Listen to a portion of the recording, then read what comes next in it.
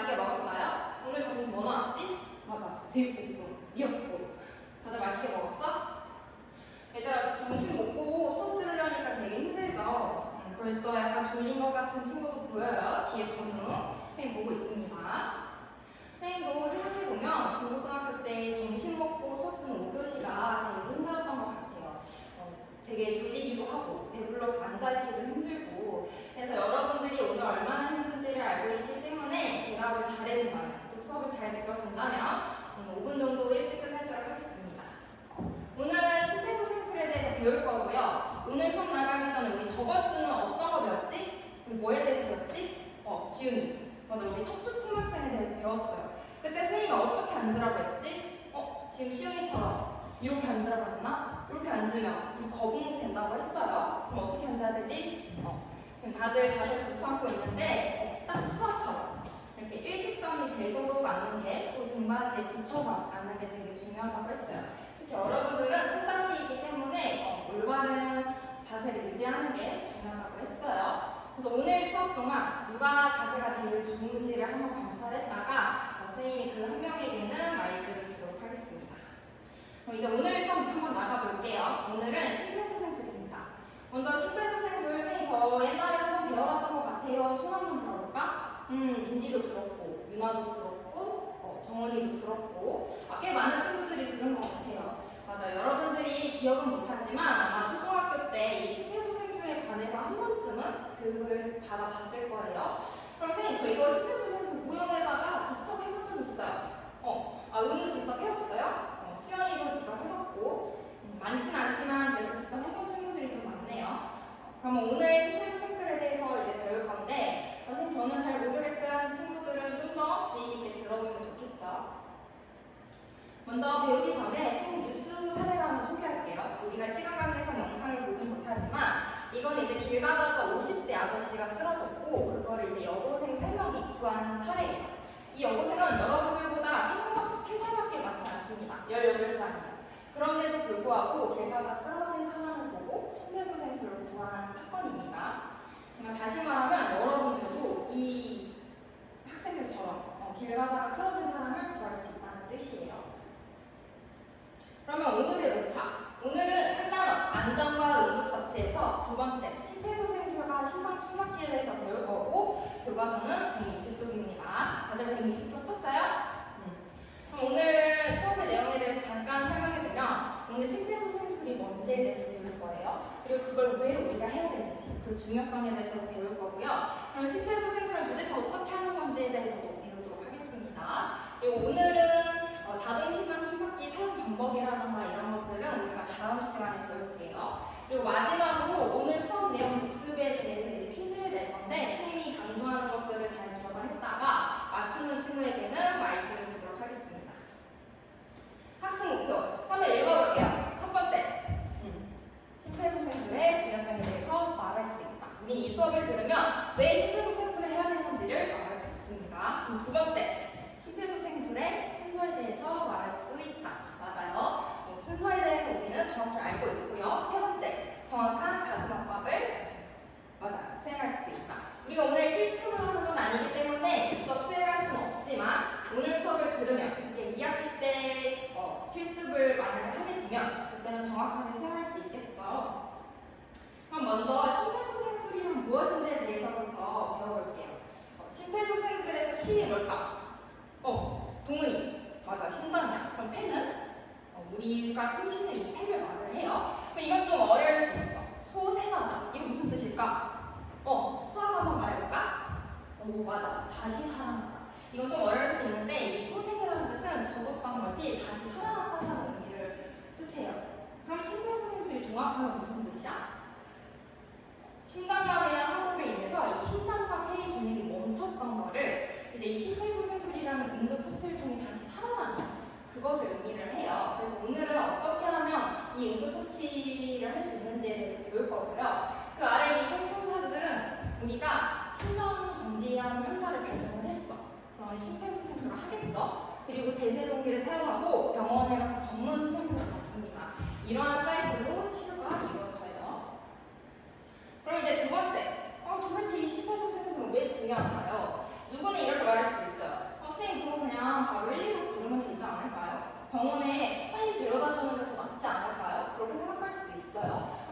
왜 이 심폐소생술이 중요하냐? 우리 다 같이 숨 한번 참아볼까? 선생님이랑 30초 정도 재겠습니다. 숨을 다들 얼마까지 참을 수 있는지 한번 볼게요. 하나, 둘, 셋. 몰래 숨 쉬고 있는 거 아니지, 얘들아? 정은이 뭔가 점점 얼굴이 빨개지는 것 같은데. 네, 30초가 지났습니다. 어때요? 숨 쉬는 거? 엄청 힘들죠? 답답하고. 근데 우리가 심장과 폐가 멈췄다는 것은 이 숨 쉬지 못하는 거와도 동일해요.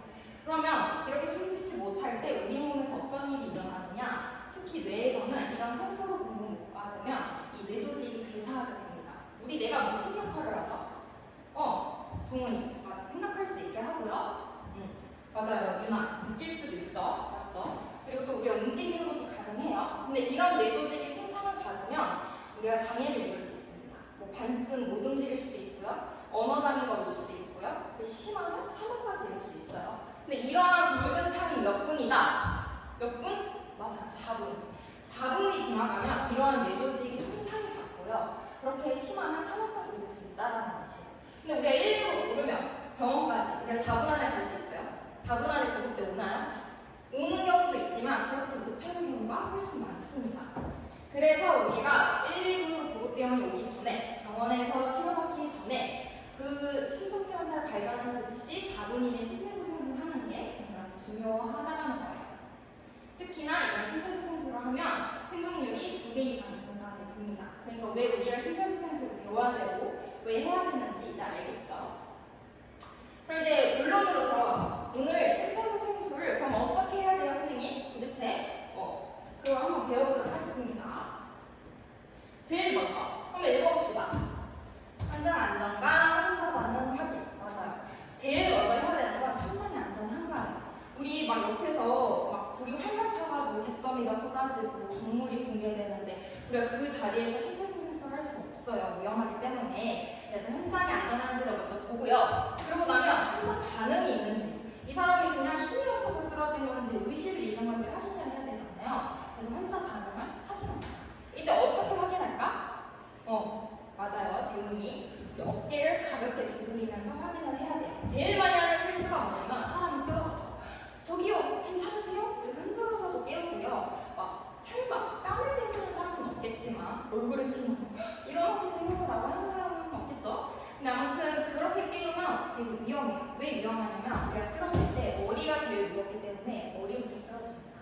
그럼 목이나 척추가 다쳤을 수도 있고 또 장기가 다쳤을 수도 있는데 흔들어 깨우는 거는 좀 더 환자의 피해를 심하게 입힐 수 있어요. 근데 어깨는 우리 몸 중에서 가장 단단한 뼈입니다. 그래서 어깨를 위로 아래로 두드리면서 저기요 괜찮으세요? 하고 의식을 확인하는 게 중요해요. 그럼 그 다음에 이제 신고를 해야겠죠? 근데 여기서 중요한 거. 자, 거기 119에 신고 좀 해주시고요. 거기 제세동물 좀 가져와 주세요. 라고 선생님이 이렇게 말을 했어요. 여기 1분간에서 누가 119 신고할 거예요?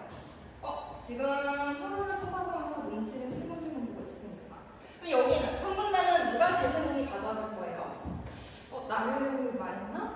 내 옆자리 친구를 말했나? 지금 애매하죠?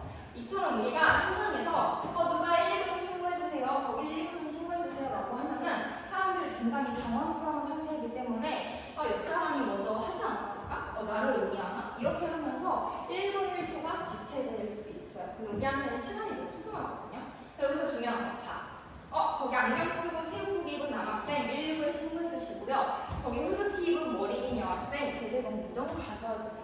그럼 이제 선생님이 누굴 지목했는지 알겠죠? 그래서 이처럼 명확하게 지목하는 게 중요합니다. 이렇게 했으면 그 다음에 호흡을 확인을 해야 돼요. 호흡을 확인을 할 때는 얼굴과 가슴을 보는 방법이 있어요. 우리 숨 쉴 때 어때요? 가슴이 오르락내리락 하거나 배가 오르락내리락 하죠? 이런 것들을 확인해도 되지만 그게 어려울 때는 서로의 코를 맞대보는 것도 방법이에요. 우리 짝꿍이랑 한번 서로의 코에 한번 손을 대봐요. 그러면 둘 다 숨을 쉬는 걸 볼 수 있죠? 나는 무조건 숨을 쉬니까. 그래서 이런 식으로 호흡을 확인해도 됩니다. 그리고 나면 제일 중요한 가슴 압박이에요. 가슴 압박. 인공호흡보다도 가슴 압박을 먼저 해야 됩니다. 특히 가슴 압박 때 인공호흡 비율은 30대 2로 해야 돼요. 30번 압박하면 2번 인공호흡을 하게 됩니다. 그리고 2분마다 가슴 압박 교대기인데 이 가슴 압박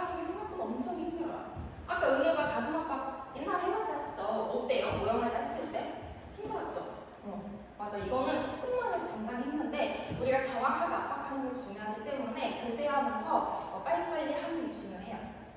그리고 교대할 때도 막 교대해주세요 이게 아니라 압박하고 있는 와중에 바로 교대할 수 있도록 해야 돼요. 이제 정확하게 한번 어떻게 가슴 압박을 해야 되는지 알아봅시다. 자, 양손을 같이 한번 껴보세요. 이때는 어디로 먼저 깍지를 끼는지는 상관이 없어요. 그리고 이 손바닥 전체를 사용해서 우리는 압박하지 않습니다. 우리는 이 손꿈치를 사용을 할 거예요. 그래서 이 부분으로만 압력을 줘서 효율적으로 이제 가슴 압박을 할 거예요. 그리고 이때 가슴 압박의 위치는 복장경 아래쪽 2분의 1을 압박할 건데 이게 어디냐면 여기 쇄골 있죠? 여러분 쇄골 맞죠?